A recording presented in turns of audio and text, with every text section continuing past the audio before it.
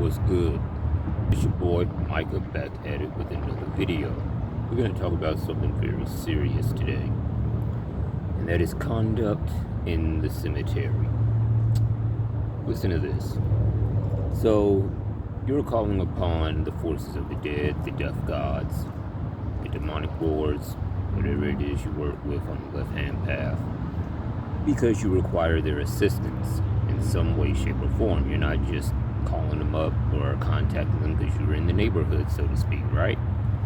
So it would be wise to conduct yourself in a way that is favorable and helps get your appeal to them so they can respond in a positive manner to your requests, whether it's eliminating the enemy, getting money, getting love, getting good sex, good health, whatever it may be. Now, why do I say this?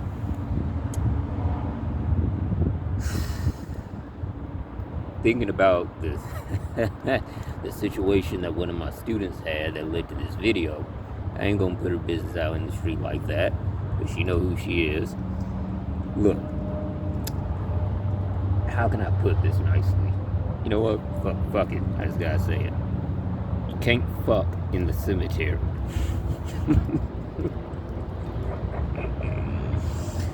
You cannot fuck in the cemetery. I'm gonna say it one more time so it's clearly drilled into your head. You can't fuck in the cemetery, okay? Not on the property, not on the ground, not in the vicinity of it, shit like that. Why is this? Because how many dead people got massive amounts of sex when they were alive and now they can't get it because they're dead? There is a reason they say that the dead envy the living. You see what I'm saying? There is also a reason why many cases of possession also come from deceased spirits.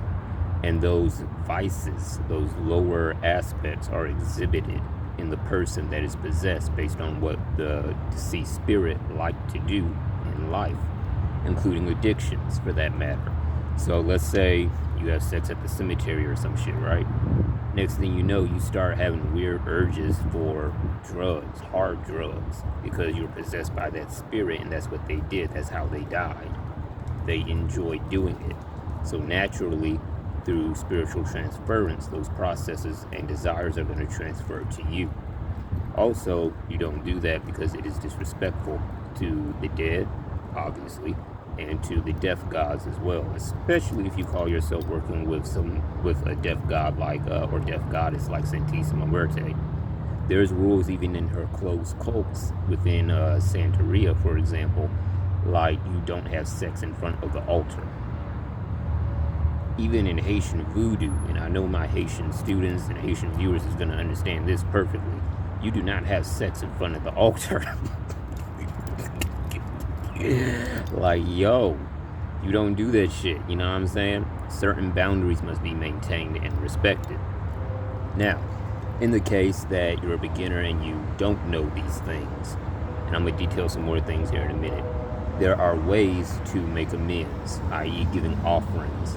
In some cases, liquor and a cigar will suffice, depending on how severe the offense is. In other cases, you might need to give a couple of drops of your blood to your matron goddess or patron god when it comes to this kind of stuff. You know what I'm saying? As payment for the offense, that way the threat does not come to you. Because there is punishment for this shit, and it can take any way, shape, or form. It can be your death. It could be the death of a child that's close to you.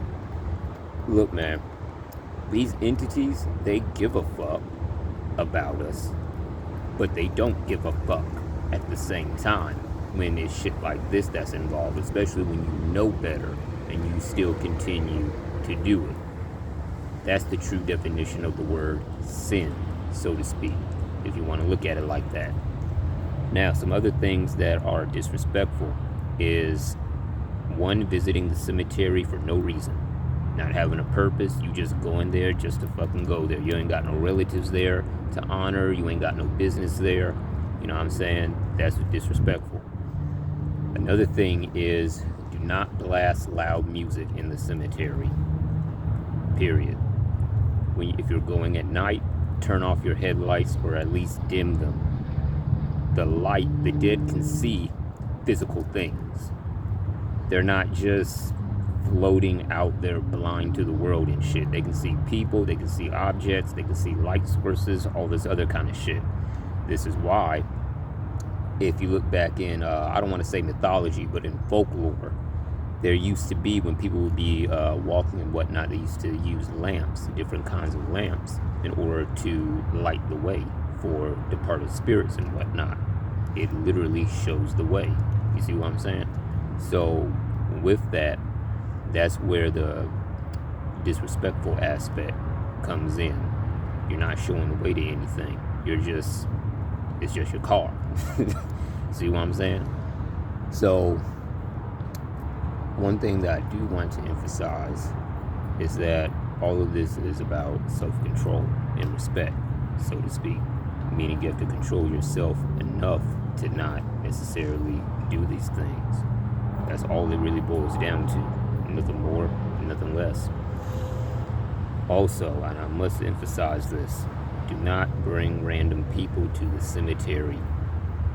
That is the true meaning of revealing mysteries to the uninitiated. If that person is not a fellow necromancer, they're not on your path, do not bring them. They could get harmed by having something attached to them as well, especially if they're the one that initiated the sexual conduct that interrupted your ritual and your offerings.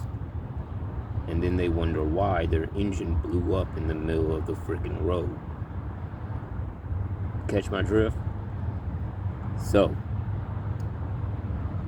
that's pretty much all I wanted to say for that part. There was something else I was going to mention, but it'll come back to me for another video. Speaking of other videos, stay tuned, because I'm going to be posting some really deep shit about heretics and their place in necromancy and witchcraft, and how you can use that current to your advantage to really increase the potency of your shit. I'm talking about making wastewaters, making waters that are empowered by bones and whatnot, making waters empowered by different herbs, making powders, incenses, all this other kind of shit. So that's going to be coming up in the near future in a different series that I'm going to make. I'm going to put it into a playlist, all the other kind of good shit.